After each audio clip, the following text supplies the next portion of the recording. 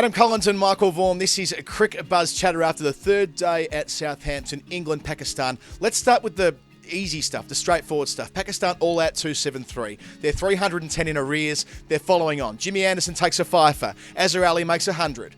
But Vaughanie, explain the last 45 minutes. That was crazy. 3 drop catches off Jimmy Anderson. A ridiculous run out from Stuart Broad. The fact that they come off a bad light. Azhar Ali opening the batting. I mean, where do you even start? It's great Test cricket, isn't it?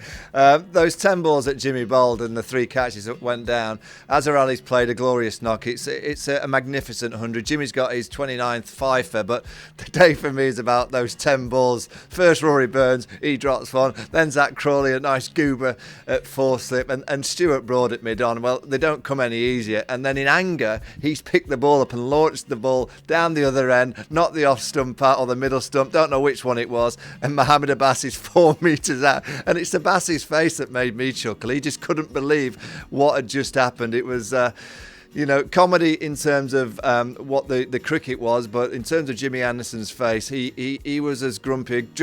Jimmy Anderson has this grumpometer, and if this is the worst end of the grumpometer to Jimmy, he was right down this end. Understandably, he should have had his 600th Test wicket today. We'll have to wait till tomorrow. I'm pretty sure tomorrow he'll get a couple more, and we'll be celebrating Jimmy Anderson becoming the first ever seamer to get to 600 Test match wickets. So let's go through the Anderson day. He takes his fifer. He gets Naseem Shah. He gets that little memento along the way. 598 he goes to bed on tonight, but he picked up his 4th wicket with his 6th ball this morning. Asad Shafiq has escaped criticism to a certain extent in recent times, so that was a fairly soft dismissal to get Anderson going. And for a while there, we're thinking, well, England are going to run through Pakistan before that fantastic resistance between Azhar Ali and Mohammad Rizwan. But let's just go back to Asad Shafiq waving the bat early in the day. I mean, it's gimme stuff for Jimmy Anderson. I'll tell you what, we can just talk here. Stuart Broad, how's that catch, Stu? We're just discussing it. One of mine. It's actually a bit lighter now.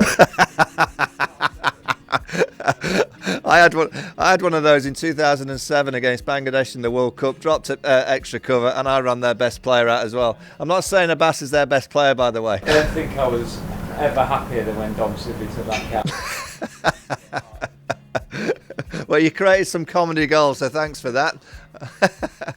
What we were talking about, that was quite ironic. Stuart Broad just kind of sneaking by. A nice little cameo from Stuart Broad. I was actually talking about the first wicket of the day that left Pakistan 30 for 4 in no time at all when Asad Shafiq waved the bat at Jimmy Anderson. You cannot do that. No, absolutely. I mean, I think we all felt that it was going to be one of those days that Pakistan would kind of fall in a heap. The domino effect, but Azhar Ali found his form, he found his technical game, he found his mindset, not letting that left foot to go over to the offside, which he had in the first 2 Test matches where his head had been falling over with it, and he was playing across that front pad on a regular basis. He just found his rhythm, he found his kind of movement, and he could access those straighter balls a lot better, which allowed him to have more confidence and more calmness, and he played beautifully. I'm really pleased for him because he's one of the real great guys of the game. He's humble, always talks great, he's been under pressure. I believe in Pakistan they've been giving him pelters about his captaincy.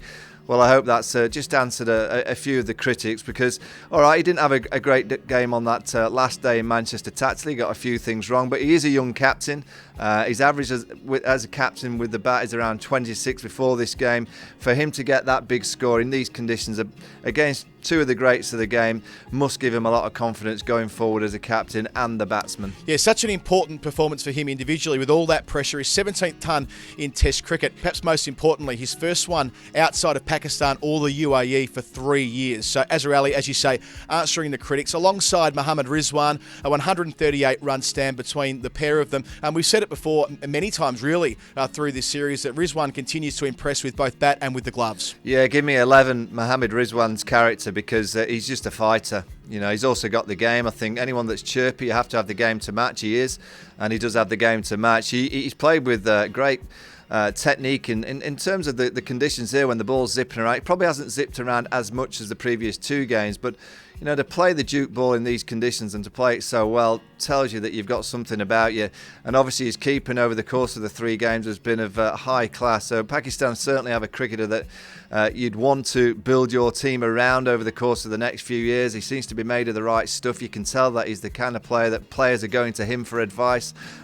He's obviously very good at giving other players confidence, and you could see in that partnership with the captain Azhar Ali, he was doing a lot of the talking to make sure that he was guiding the captain through his innings. So, yeah, I'm a big fan of Mohammad Rizwan's. It was a big call not picking Sarfraz Ahmed behind the stumps, and there was, I believe, a lot of criticism again in Pakistan for it, but they've certainly made the right call. All right, Vaughanie, let's go into the hotspot.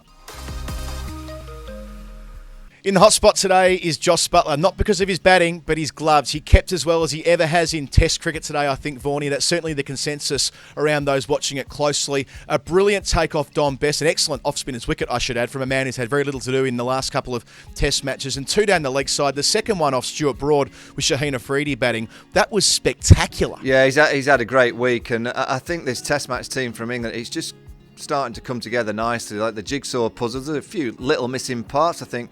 Dom Best bowled nicer today at times, but I think they'd like more overs under his belt, more opportunities, and I'm sure he'll get them in the winter, particularly when England go to Sri Lanka and potentially to India, and he'll get challenged a lot more on those wickets against the likes of Kohli and co. But, you know, the keeping situation, I'm not saying it's been put to bed by one really good day behind the stunts, but if Josh Buttler can continue to keep like he has done today, obviously his batting, that's been put in the drawer, that's absolutely fine. He's clearly worked very hard with Bruce French, the wicket-keeping coach. There was a technical difference to that catch that he took off Dot Bess. It just looked easy. His hands were more relaxed, and maybe it's just the runs that have made his hands more relaxed, but to me it just looked like his technique was better. Those leg side catches, more movement, more crab-like movement to get to those leg side catches. So he's put in the yards over the last couple of weeks, and you know, if you can continue to do that, that's a big piece of the jigsaw that the Test match team have got right, the wicket-keeper batsman.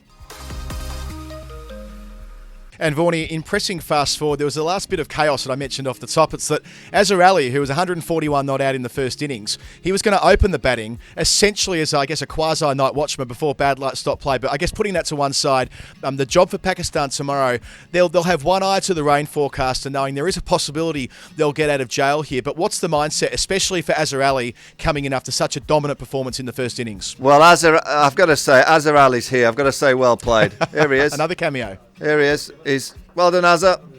Very well played. Here he is. It's like we are just above the balcony where all the players walk across and into their rooms, and the umpires as well. So every now and again we have a cameo. We've had Stuart Broad, now we've just had Azhar Ali. It didn't surprise us when he went out to open the batting, because why wouldn't you? He just played so well. He'd faced the second new ball with ease. I thought it was a good decision. The problem that decision has made is now he's got to sleep on it and go again tomorrow morning. But he's playing as well as any of them, and you know, you've got to bat at some time, and you know, I think he'll be absolutely fine if he plays in the same manner that he played in today. You know, he's going to be hard to dislodge. There's Zach Crawley as well. It's like another cameo. Well played, Zach.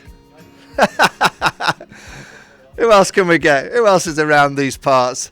It's been a good day for Azhar Ali. It's been a good day for Jimmy Anderson also. 2 away, 600. It has to happen tomorrow. At 310, England lead by. They've been forced to follow on. Pakistan will start a fresh innings at the start of the 4th morning. Of course, follow it all on the Cricbuzz live blog. And then it stumps. Adam Collins, Michael Vaughan with more Cricbuzz chatter.